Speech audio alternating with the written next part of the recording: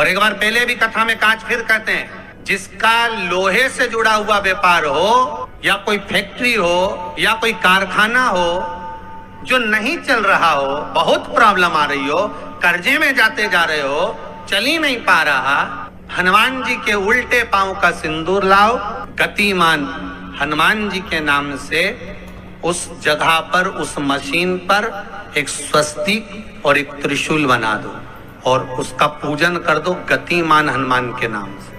कौन से हनुमान? गतिमान। हनुमान जी महाराज के चौथे नंबर के भाई गतिमान के नाम से। वो फैक्ट्री, वो मशीन फिर कभी दिक्कत नहीं देगी, वो बढ़ती चली जाए। अगर आपका ट्रेवल्स का काम है, गाड़ियों का काम है, ट्रक का काम है, बस का काम है, छोटी छोटी गाड़ियों का काम है, नहीं चल रहा, तो हनुमान जी महाराज के तीसरे नंबर के भाई वृत्तिमान, क्या नाम है? वृत्तिमान।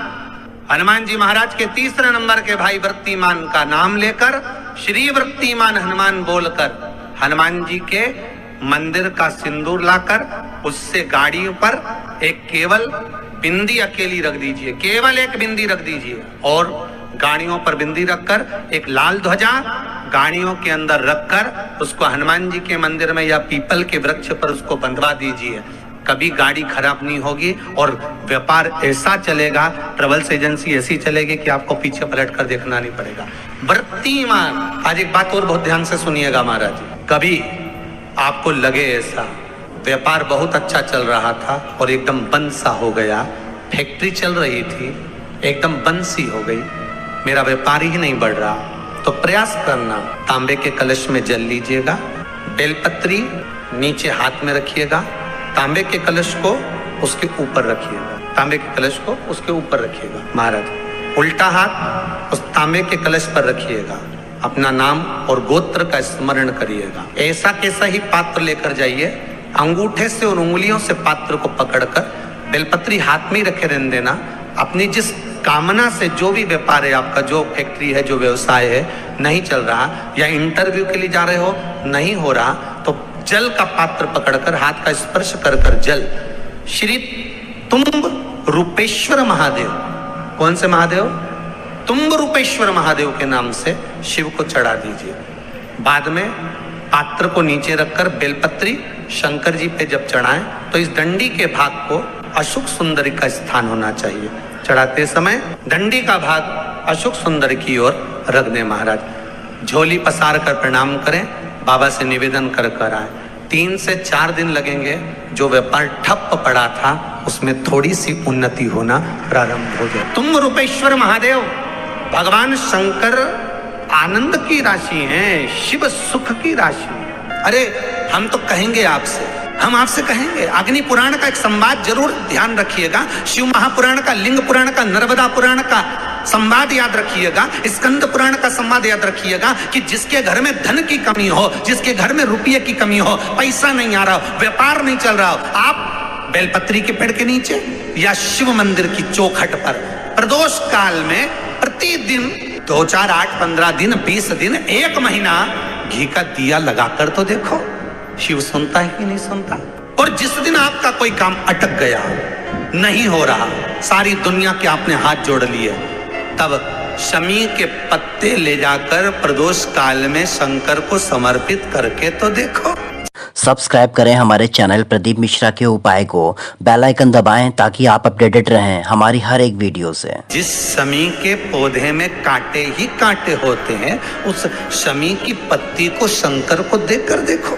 प्रदोष काल में अगर कोई काम दुनिया के हाथ जोड़ लिया आपने, दुनिया से कह दिया कि मेरा एक काम कर और नहीं हो रहा, तो एक आप तोड़ो 5 पत्ते शमी की और ले जाकर शिव जी को दो, शंकर को प्रदान करो। जिसको स्वप्न में सर्प दिखते हो, जिसको रात भर स्वप्न ही स्वप्न बिल्कुल फिल्म जैसे चलते रहते हो, रात को बस केवल नेत्र बंदे और स्वप्न एक जैसे दिख रहे हो, एक जैसे स्वप्न चल रहे हैं, पूरी रात एक स्वप्न पूर्ण होता है, दूसरा स्वप्न आ जाता है, दूसरा स्वप्न पूर्ण होता है, तीसरा स्वप्न आ जाता है, तीसरा पूर्ण होता है, चौथा स्वप्न आ जाता है। जिनको रात भर स्वप्न पे ही स्वप्न नजर आ रहे हो, निवेदन है मूंग को गलाकर, हरा मूंग गलाकर उसमें थोड़ा सा चावल डालकर बिना नमक का, वो मूंग और चावल थोड़ा सा गुड़ साथ में रखकर जिस स्थान पर आप सोते हो उस स्थान पर आधे घंटे रखकर किसी वृषभ को, वृषभ मतलब बैल को, नंदी को, वो मूंग, चावल और गुड़ दोपहर में 12 बजे से लेकर 4 बजे के बीच में जो खिला देता है, जिसको स्वप्न आते हैं वो अपने हाथ से सामने रखकर खिला दे। महाराज उसको स्वप्न आना, रात भर जो नींद नहीं आती, केवल स्वप्न ही स्वप्न दिखते हैं, वो स्वप्न समाप्त हो जाते हैं, समाप्त हो जाते हैं महाराज। वो केवल एक ही बार करना है आपको, बुधवार के दिन। इस दुर्वा का अलग अलग महत्व है महाराज। कुएं के पास की सफेद दुर्वा, कुएं के पास की सफेद दुर्वा, यदि 41 दुर्वा प्रत्येक बुधवार को गांठ लगाकर गणेश जी को समर्पित कर कर वापिस उठाकर उस दुर्वा को खाली पेट, आपके घर में भी गणेश जी होंगे, उनको समर्पित करो, खाली पेट इस दुर्वा को केवल चबा चबा कर खा लो और आधे घंटे बाद पानी को पी लो। बुधवार की बुधवार 5 बुधवार करना, गणेश जी को चढ़ाना, सफेद दुर्वा को गणेश जी को समर्पित कर कर चबा चबा कर खाना। उदर की प्रॉब्लम, जो भी मसा आदि की प्रॉब्लम होती है, उदर से जुड़ी हुई होती है, जिस चीज से जुड़ी होगी, पेट की जितनी प्रॉब्लम होगी, आपको जितनी भी प्रॉब्लम होगी, वो सारी 5 बुधवार करना, छठे बुधवार को जरूरत ही नहीं पड़ेगी, कितनी भी प्रॉब्लम हो पेट से। शिव महापुराण की कथा कहती है 21-21 दुर्वा के 108 बंडल बना लो। अगर एग्जाम में बैठ रहे हो, सरकारी परीक्षा में बैठ रहे हो, पास नहीं हो रहे, नौकरी नहीं लग रही, बहुत जगह इंटरव्यू दे दिया, 21-21 दुर्वा के 108 बंडल बनाओ, उसकी माला बनाओ और देवी के मंदिर में, माता जगदम्बा के मंदिर में, अर्थात जहां शंकर पार्वती पूर्ण परिवार विराजमान हो, ऐसे देवी के मंदिर में गणेश जी के गले में। सब्सक्राइब करें हमारे चैनल प्रदीप मिश्रा के उपाय को, बेल आइकन दबाएं ताकि आप अपडेटेड रहें हमारी हर एक वीडियो से। वो माला अर्पण करिए है, अपना नाम बोलकर और जिस एग्जाम में बैठ रहे हैं उसका भाव वर्णन कर कर महाराज, और वहीं से एक पुष्प लेकर अपने कमरे में जहां पढ़ते हो, कांच की प्लेट में उस फूल को रख दीजिए और दूसरे दिन एग्जाम के लिए चले जाइए, आपको उसका फल अवश्य मिलेगा, अवश्य मिलेगा, आप उसमें उत्तीर्ण होंगे, फल प्राप्त होगा। दुर्वा सुख का अनुभव करा देगा। और आपको पहले भी कथा में कहा है, जब आपके जीवन में ऐसा लगने लगे कि हाँ बहुत कष्ट है, कर्जा भी बढ़ गया, तकलीफें भी बढ़ गई, बहुत दुख भी बढ़ रहा है, कहीं परिवार सही नहीं चल रहा है, तो प्रयास करते रहा करो। हफ्ते में एक बार एक चावल का दाना जल के पात्र में डाल लिया, एक काली मिर्च जल के पात्र में डाल ली और उस जल को ले गए, थोड़ा सा चंदन का छींटा डाल दिया, ले जाकर शिव जी को समर्पित कर दिया। शंकर को जल चढ़ाने के लिए 5 स्थान हैं जहां शिव को जल चढ़ाया जाता है और शंकर उस जल को स्वीकार करते हैं, जिसको पंचगंगा कहा गया। 5 स्थान अच्छे से समझ लीजिएगा, जब भी शिव मंदिर में जाएं तो ये 5 स्थान शिव को जल चढ़ाने के लिए। ये रखा है शिवलिंग, गोल जलाधारी, ये चरण जहां से पानी नीचे की ओर जाता है। शंकर भगवान के 13 बच्चे हैं, 13 की 13 बच्चे, शिव जी का संपूर्ण परिवार, 33 कोटि देवता, 64 योगनियां, सब शिवलिंग के आसपास में। आप शंकर जी के मंदिर में जाकर ये कभी ना विचार करना कि पार्वती जी को ढूंढना पड़ेगा या गणेश जी को ढूंढना पड़ेगा या कार्तिकेय जी को ढूंढना पड़ेगा या भैरव को ढूंढना पड़ेगा। हमें शंकर के मंदिर में जाकर किसी देवता को ढूंढने की जरूरत नहीं है। जहां शंकर भगवान का शिवलिंग रखा हुआ है वो माता जी का हस्तकमल है, माता पार्वती जी का स्थान है। जहां शिवलिंग रखा है वो शंकर भगवान है।